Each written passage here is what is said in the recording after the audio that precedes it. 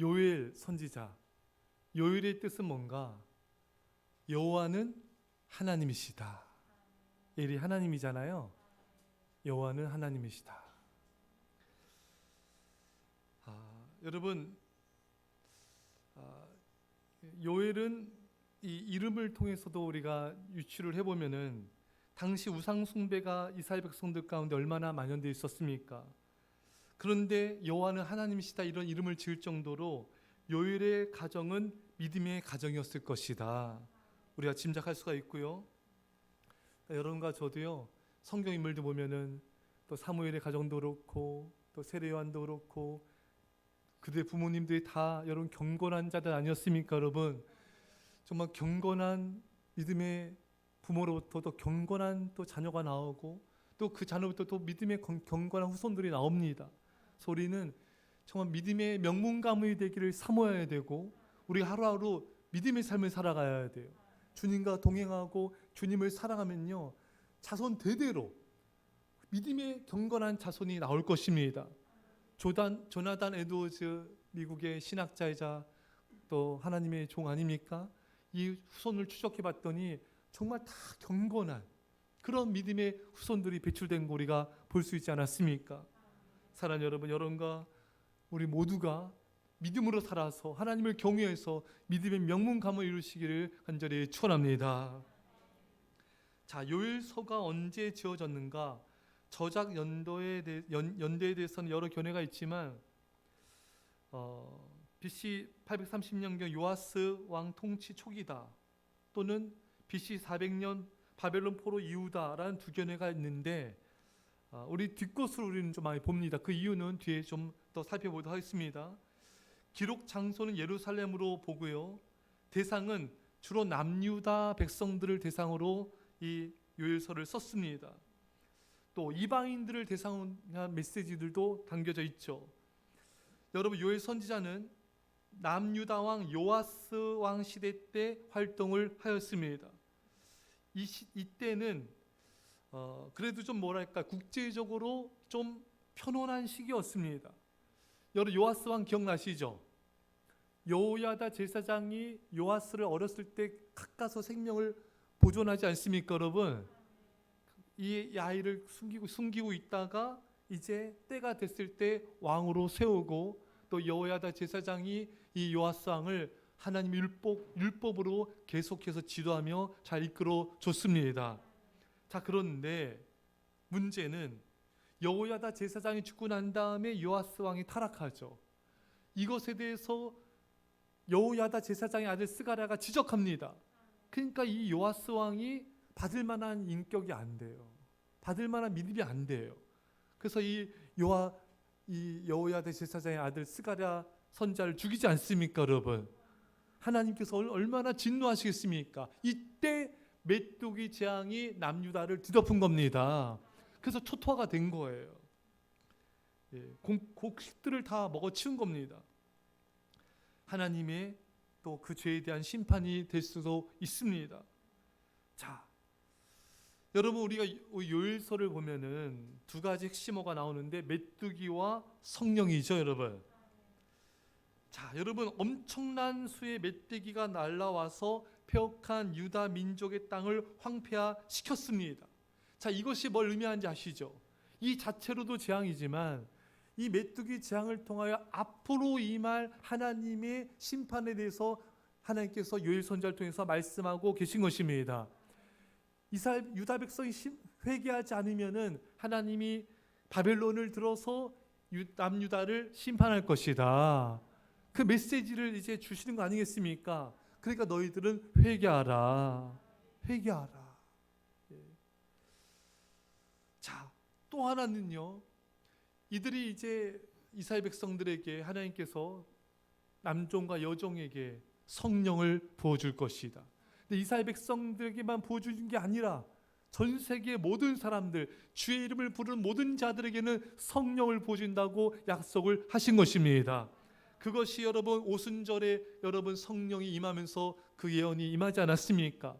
오순절에만 임한 것이 아니라 오늘날을 사는 우리들에게도 우리가 성령님을 사모하며 간절히 간구하면은 성령께서 오늘 우리 가운데도 지금 이 순간에도 임할 줄 믿습니다. 말씀을 전하는 그 순간에도 여러분 초대교회 성령 임했어요. 여러분 말씀을 듣는 이 순간에도 성령님은 임하십니다. 말씀을 들을 때도 사모하셔야 돼요. 또 이 방송을 듣는 전 세계의 수많은 사람들에게도 성령이 임할 수가 있습니다. 여러분과 저에게 이런 성령이 임하기를 간절히 축원합니다. 여러분 요엘서는 몇 가지 좀 독특한 특징이 있는데, 첫째는 이 책이 언제 쓰여지는지를 잘 언급이 되어 있지 않아요. 그런데 가장 언제 쓰여진 걸 유력하게 보냐면은 바벨론 포로에서 돌아온 후에 에스라와 느헤미야 시대로 추정을 합니다. 왜냐하면은 예루살렘과 성전에 관한 언급이 있는데 왕은 없는 것으로 이제 보이지 않습니까? 그러니까 이스라엘 백성이 포로에서 돌아왔을 때 왕이 없었잖아요. 그러니까 요때로 보고 있습니다. 포로에서 돌아온 때로 보고 있습니다. 이때 저술했을 것이다. 또 특징은요, 이 요엘 선지자가 굉장히 성경에 해박합니다. 요엘서를 잘 보면요, 인용되는 성경 구절이 엄청나게 많습니다. 이사야, 아모스, 스바냐, 나훔, 오바다, 에스겔, 말라기, 심지어 출애굽까지 언급하지 않습니까, 여러분? 여호와는 노하기를 더디하시고 자비롭고 은혜로우시다. 이게 여러분 출애굽기에 있지 않습니까? 하나님께서 이스라엘을 멸망시키려고 하실 때 모세가 기도하지 않습니까? 그때 여호와는 노하기를 더디하시고 은혜롭고 자비로우십니다. 그 본문이 나오잖아요. 그러니까 이 요엘 선지자는 굉장히 성경에 해박하고 성경에 능통한 자다. 여러분과 저도요, 하나님을 알아가는 지식에 충만해야 됩니다. 우리는 매일매일 성경을 읽고 묵상하고 연구해서 정말 이 성경이 만든 사람 워너메이커처럼, 성경이 만든 사람 링컨처럼, 성경이 만든 사람 조지 뮬러처럼 우리도 그런 믿음의 사람이 돼야 됩니다. 욕심을 가지셔야 돼요. 오늘 새벽 예배 설교 말씀을 우리 아이들이 오늘 모르더라고요. 여러분 새벽 설교 말씀도요, 매일 들으세요. 하루도 빠지지 마시고 조용한 시간에 기도하는 가운데 말씀을 들으십시오. 예배자에 나와서 들으면 제일 좋습니다. 하지만 그것이 안 됐을 때는 방송으로 꼭 들으셔야 돼요. 어떤 분이 몇 번도 들은 분도 계시고, 하루 그 설교를 몇 번 듣는 분도 계시거든요. 하루 한 번은 꼭 들으셔야 돼요. 시간을 내서 정성을 모아서 말씀을 들을 때 성령님 우리에게 은혜를 주시고 성령을 부어주시고 말씀의 사람으로 우리를 세워주시는 것입니다. 여러분 우리가 지식적으로도 하나님을 알아가는데 열심을 내야 되고요, 인격적으로 알아가야 돼요. 관계적으로 알아가야 돼요. 하나님을 날마다 만나야 돼요. 예배를 통하여, 기도를 통하여, 순종을 통하여, 또 우리가 하나님을 섬김을 통해서 하나님이 정말 어떤 분인지를 그 인격적인 관계를 통해서 알아가는 게 진짜 알민 것입니다. 여러분과 제가 하나님을 날마다 더 깊이 알아가서 요엘 선지자처럼 성경을 많이 아는 게 능력이에요. 권세입니다. 여러분과 제가 성경의 사람이 되어서 이 말씀으로 많은 생명들 살리시기를 축원합니다.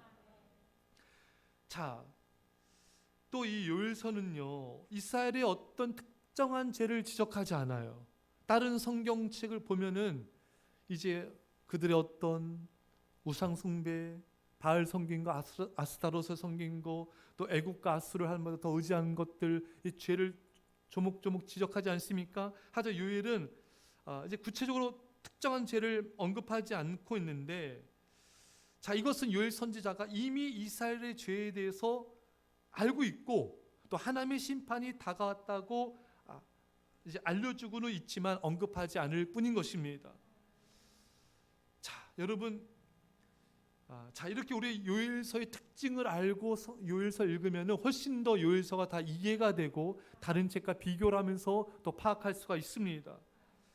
자, 여러분 또 요엘은요, 어떤 또 액션을 취했냐면요, 백성과 그 땅의 제사장들에게 하나님께 용서를 구하면서 금식하며 기도하며 주께 나가라, 그걸 호소합니다.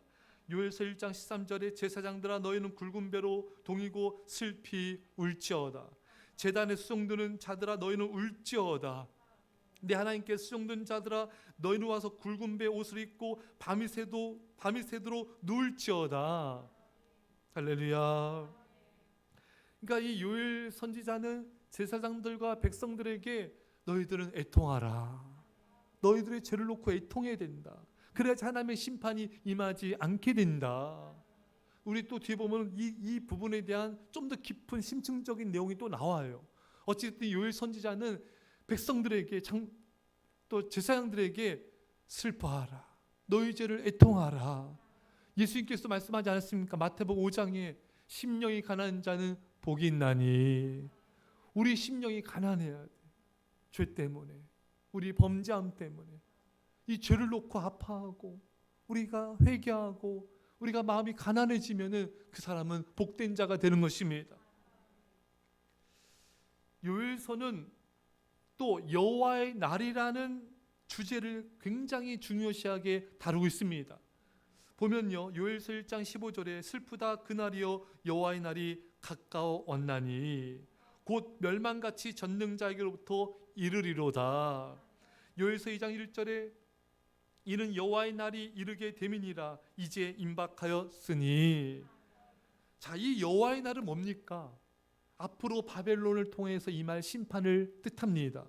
또 세상 끝에 임할 예수님의 재림을 통한 심판을 뜻합니다.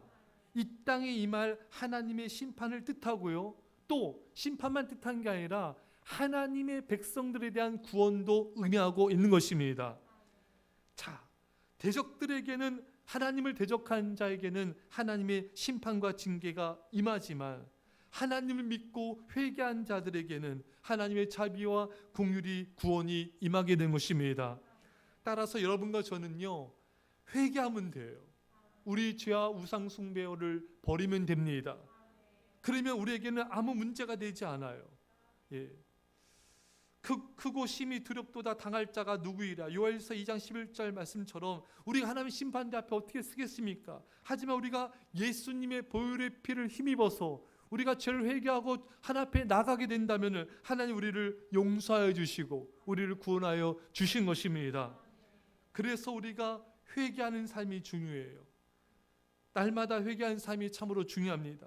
잠언 28장 13절에 자기의 죄를 숨긴 자는 형통하지 못하나 죄를 자복하고 버린 자는 불쌍히 여김을 받으리라. 여러분, 우리가 죄를요 갖고 있으면 안 돼요. 버려야 됩니다. 예, 죄를 숨기지 말고 자복하고 버려야 돼요. 입술로도 죄를 버려야 되지만 우리 행위로도 버려야 돼요. 죄를 자복하고 버린 자는 불쌍히 여김을 받으리라. 하지만 우리가 계속해서 죄를 짓고 우상 숭배하고 세상의 다른 신들, 만몬신을, 물질을 더 사랑하고 섬긴다면은 우리는 하나님께 불쌍히 여김을 받을 수가 없어요. 자비를 받을 수가 없어요. 우리가 죄를 자복하고 우상 숭배를 버리면은 하나님 우리를 어떤 죄를 범하였을지라도 용서하여 주시고 우리를 불쌍히 여겨 주시고 우리를 다시 받아 주시는 것입니다. 사랑하는 여러분, 우리는 죄의 자리에서 돌이켜야 돼요. 이 밤에 우상 숭배를 다 버립시다. 세상의 다른 신들을 버립시다. 요엘 선지자는 하나님의 심판을 선포하지만 정말 애끓는 마음으로, 백성들을 불쌍히 여기는 마음으로 어떻게든 하나님과 백성들을 화목하게 하고자 하는 중보자의 그런 역할을 애끓는 마음으로 감당하고 있는 것입니다. 여러분, 우리도 이런 게 필요해요. 우리도 영적 왕 같은 제사장 아닙니까, 여러분? 제사장은 그 언어의 뜻이 하나님과 백성, 인간 사이에 다리를 놓는 자가 제사장 아닙니까, 여러분? 그래서 여러분과 저는요, 어떻게든 성도들 하나님을 멀리하고 예배를 멀리하고 세상을 사랑하는 성도들을 어떻게든 하나님께로 가까이, 예배의 자리로 가까이, 기도의 자리로 가까이, 헌신의 자리로 가까이 인도하는 역할을 감당해야 되는 것이죠. 그래서 모이기를 힘쓰라. 또 성경 말씀에 날마다 권하여 우리는 더욱더 이 마지막 때에 더욱더 모이기를 힘쓰는, 얼마나 악한 사탄이 성전에 모이도록 얼마나 교묘하게 성도들과 아이들을 방해합니까? 예수의 이름으로 악한 사탄의 결박들은 끊어질지어다. 우리가 권면도 해야 되지만 강력한 기도로 저들을 묶고 있는 어둠의 영들을 끊어야 됩니다. 그래야지 저들이 주 앞에 나와 성전에 나와 예배드릴 수가 있는 것입니다. 자, 여러분, 우리가 요엘서를 통하여 또 하나님께서 회개한 자를 어떻게 여기는지를 좀 더 봅시다. 요엘서 2장 18절에 그때 여호와께서 자기의 땅을 극진히 사랑하시어 그의 백성을 불쌍히 여기실 것이라. 요엘 선지자가 회개를 촉구했지 않습니까, 여러분? 이렇게 회개하며 주께 나온 자는 하나님이 불쌍히 여기실 것이다. 그러면서 불쌍히 여기서 끝난 게 아니라 이렇게 하나님 앞에 나와서 하나님을 찾고 회개한 자는요, 육체의 회복이 일어나고요, 아멘, 영적인 회복이 일어나고요, 국가적인 회복이 일어난다고 약속하고 계신 것입니다. 자, 그러면 어떻게 회개해야 되는가? 요엘서 2장 12절입니다. 시작. 여호와의 말씀에 너희는 이제라도 금식하고 울며 애통하고 마음을 다하여 내게로 돌아오라 하셨나니 너희는 옷을 찢지 말고 마음을 찢고 너희 하나님 여호와께로 돌아올지어다. 그는 은혜로우시며 자비로우시며 노하기를 더디하시며 인애가 크시사 뜻을 돌이켜 재앙을 내리지 아니하시나니. 아멘. 할렐루야.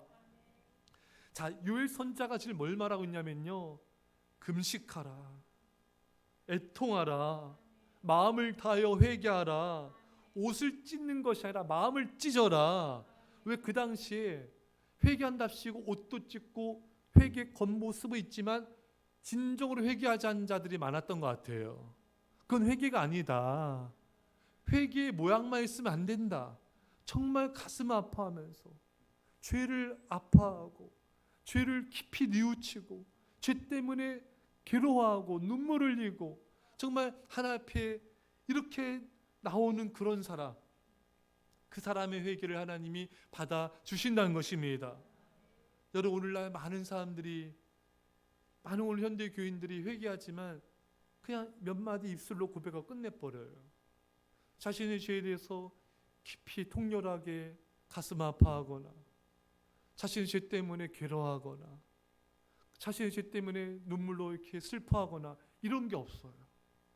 그냥 몇 마디 기도로 끝내버리는 거예요. 이런 회개를 하지 말라는 거예요. 너의 옷을 찢지 말고 마음을 찢어라. 시편 51편 17절에 하나님께서 구하시는 제사는 상한 심령이라. 하나님이여 상하고 통회하는 마음을 주께서 멸시하지 아니하시리이다. 하나님은 우리의 상한 심령을 제사로 받아주십니다.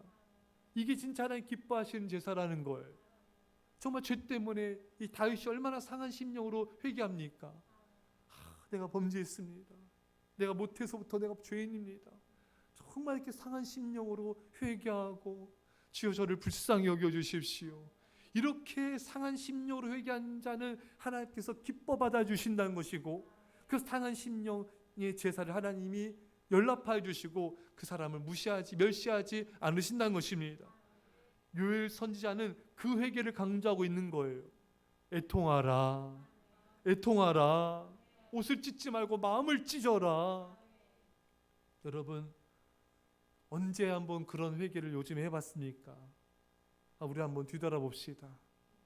내가 내 죄로 인하여 내가 하나님을 사랑하지 않고 세상을 사랑하는 죄 때문에 얼마나 눈물로 가슴 아파하며 애통하며 회개했나. 우리 한번 뒤돌아봅시다. 여러분, 예전에 여러분 우리 죄 때문에 막 눈물로 정말 가슴 아파하며 통곡하면서 회개했던 순간들이 기억나지 않습니까? 그때가 있잖아요, 여러분. 그때를 기억해야 돼요. 저도 초등학교 때도 정말 가슴 아파하며 회개하며 눈물 좀 흘린 적도 있거든요. 중학교 때도 매일같이 회개하고 또 청년 때도. 여러분, 우리는 매일 하나님을 기뻐해야 되고요, 매일 우리 죄 때문에 눈물로 회개해야 됩니다. 기쁨과 이런 슬픔의 회개가 같이 가야 되는 것이에요. 사랑하는 여러분, 요엘서 2장 13절에 말씀처럼 하나님은 은혜로우시며 자비로우십니다. 이스라엘 백성도 이렇게 죄를 범하였지만 하나님의 자비는 그의 심판보다 더 크고 강하다고 말씀하고 있는 것입니다. 하나님의 사랑은 우리의 죄악보다 크십니다. 하나님의 자비는 우리의 허물보다 크십니다. 하나님이 용서하지 못할 죄인도 없으시며 용서하지 못할 죄악도 없는 것입니다. 중요한 것은 우리가 주 앞에 나가서 자복하며 회개하며 통회하는 것입니다. 그러면 어떤 일이 일어나는가? 회복의 역사가 일어나게 됩니다. 또 그 전에 하나님께서 어떤 역사 이루시냐면요, 2장 18절에 하나님께서 그의 백성을 불쌍히 여기실 것이라. 또 20절 읽겠습니다. 20절 시작. 내가 북쪽 군대를 너희에게서 멀리 떠나게 하여 메마르고 적막한 땅으로 쫓아내리니. 아멘. 이제 이방 민족을 몰아낼 것이다. 이스라엘 백성들을 침공한 이방 백성들을 내가 쫓아낼 것이다. 하나님이 보호가 나타나고 있습니다. 그리고 22절 23절입니다. 시작. 들짐승들아 두려워하지 말지어다. 들의 풀이 싹신하며 나무가 열매를 맺으며 무화과 나무와 포도나무가 다 힘을 내는도다. 시온의 자녀들아 너희는 너희 하나님 여호와로 말미암아 기뻐하며 즐거워할지어다. 그가 너희를 위하여 비를 내리시되 이른 비를 너희에게 적당하게 주시리니 이른 비와 늦은 비가 예전과가 될 것이라. 마당에는 밀이 가득하고 독에는 새 포도주와 기름이 넘치리로다. 아멘. 하나님께서 너희가 이렇게 주 앞에 나가 애통하며 회개하면은 적들을 물리칠 것이고, 또 너희 땅이 황폐한 땅이 회복하게 될 것이고, 하나님께서 주신 축복들로 넘쳐날 것이다. 자, 여기서 끝나지 않습니다. 27절입니다. 시작. 그런즉 내가 이스라엘 가운데 있어 너희 하나님 여호와가 되고 다른 이가 없는 줄을 너희가 알 것이라. 내 백성이 영원히 수치를 당하지 아니하리로다. 아멘. 너희 개통함 회개하면은 이런 축복뿐만 아니라 하나님이 너희와 함께 하시는, 하나님께서 임재하시는 이 복과 영광을 보게 될 것이다. 사랑하는 여러분, 얼마나 우리 하나님이 자비로우십니까? 우리가 어떤 죄가 있을지라도 그 죄를 버리고 주께 돌아오기만 한다면은 하나님은 이 모든 회복과 모든 보호하심과 모든 하나님 임재하심과 모든 영광으로 임하신다고 약속하고 계십니다. 중요한 것은 이제 우리한테 달려 있어요. 우리가 낱낱이 회개하고 우리의 모든 게으름과 불순종과 우상 숭배와 세상을 사랑한 것을 철저히 자복하고 버린다면은 하나님 오늘 밤에도 우리에게 이런 놀라운 축복과 자비하심과 보호하심과 임재하심으로 우리 모두를 축복하실 것입니다. 이런 은혜가 임하기 간절히 축원합니다. 우리 말씀 자주 기도합시다. 하나님 아버지 감사드립니다. 아버지 하나님 이 시간에 우리가 주 앞에 나갑니다. 우리가 주 앞에 나갑니다. 우리 옷을 찢는 것이 아니라 우리의 마음을 찢으며 주 앞에 나갑니다. 주여 우리 아버지 하나님, 아버지 이 시간 진심으로 저를 얘기합니다. 성령이 우리 죄가 드러나게 하시고 깨달아 알게 하여 주시고 내가 미처 회개하지 못한 것까지 드러나서 회개하게 하여 주셔서 아버지 하나님 예수 그리스도의 보혈의 피로 아버지 모든 죄악들을 용서해 주시고 예수님의 보혈의 피로 모든 허물들을 용서해 주시고 모든 상숭배는 예수처럼 무너질지어다. 오 주여 우리 아버지 하나님, 주여 우리 아버지 하나님, 우리 아버지 예수라버레 주여 우리 아버지 신 성령 애통하며 자복하며 아버지 우리 모든 영원임을 통해서 하나님의 놀라신 자비하심과 놀란 축복하심과 놀란 영광과 임재 우리 안에 넘쳐나게 하옵소서. 주님 우리 아버지 우리가 하나님 가까이 하여 주여 우리 아버지 우리 아버지는 아버지의 성령으로 임하옵소서. 아버지는 임하옵소서. 놀란 공일하심으로 임하옵소서. 놀란 여보시니 임하옵소서. 주님 인자여 주옵소서. 여호와 임하여 주옵소서. 예, 기도하겠습니다. 하나님 아버지, 이 시간 우리가 주께 나아갑니다. 오늘 말씀처럼 하나님 우리에게 말씀하신 것처럼 애통하라. 옷을 찢지 말고 너희 마음을 찢으라. 하나님 우리가 애통하는 회개가 없었습니다. 용서하여 주십시오. 입술의 회개로 아버지 하나님을 우리가 기만했다면 용서하여 주시고 이제는 진심으로 마음으로 통회하며 자복하는 회개를 드리게 하여 주시고 모든 세상에 대한 아버지 우상 숭배와 죄악을 끊어버리게 하여 주시고 오직 주님만을 사랑하며 섬김을 통하여 주께 돌아옴을 통하여 이 모든 회복과 모든 축복과 모든 임재의 영광이 우리 안에 가득하게 하여 주옵소서. 이제 예수의 십자가에 하면 놀라우신 사랑하심과 성령의 교통하심이 사랑하는 죄 백성들과 이 사랑교회의 민절반 가운데 벨렛 땅과 용도 전 세계 교회 가운데 지금 영원토록 함께 할지어다. 아멘.